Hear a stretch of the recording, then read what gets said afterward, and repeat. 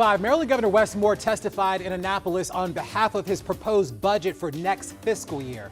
The governor warned that there will be changes happening at the federal level. Maryland needs to take care of its people right away. Yeah, but Republican lawmakers say the state cannot afford the governor's budget proposal, nor can Maryland families. Our Lionel Donovan is at the state capitol in Annapolis, where he listened to the governor's testimony. Lionel. Good afternoon, gentlemen. Well, Governor Moore unveiled his budget proposal less than a week before President Donald Trump was inaugurated. But after more than a month of watching the Trump administration in action, the governor says it's more important now than ever to make sure that Maryland takes care of Marylanders. The world has changed significantly in just 6 weeks. And our final state budget for this year needs to reflect that harsh reality. Governor Wes Moore's warning hung in the air today as Maryland lawmakers gathered to hear Moore advocate for his budget proposal for the state's next fiscal year. The governor sat in front of the House Appropriation and Ways and Means Committee answering questions about his plan, which totals to be $67.3 billion for fiscal year 2026, which is projected to be $2.95 billion shy of covering Maryland's expenses. We're not advocating for no budget.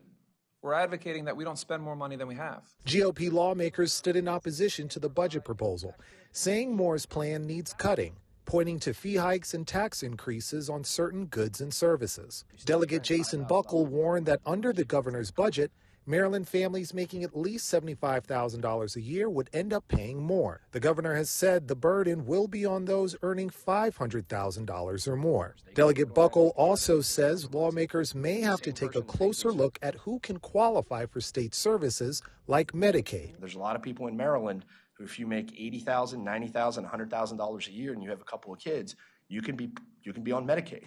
I'm not saying that there's anything wrong with Medicaid at all. I'm saying that it wasn't a program designed by the Great Society for people who are objectively middle class to get free health care. But Governor Moore says after hearing President Trump speak earlier this week and watching the Department of Government Efficiency remake and shut down federal agencies, it's critical that Maryland is prepared to support Marylanders. This is not a way for a government to run. And if you say you want to focus on efficiency, I can show you some of the things that we are doing in Maryland to save Marylanders tens of millions of dollars by increasing efficiency and accountability. But what we are seeing from DOGE and what we're seeing right now from Washington, that's not it. And it's not in any way, shape, or form supporting the people in our state. Now, Governor Moore has until April 7th, when the legislature adjourns, to come to terms with the state's lawmakers to put it together the next budget. Now, Moore says he's willing to work with them for as long as possible, but his hard lines are tax relief for the Maryland middle class, a better business environment, and investing in Marylanders. Live in Annapolis, Lionel Donovan, WUSA 9.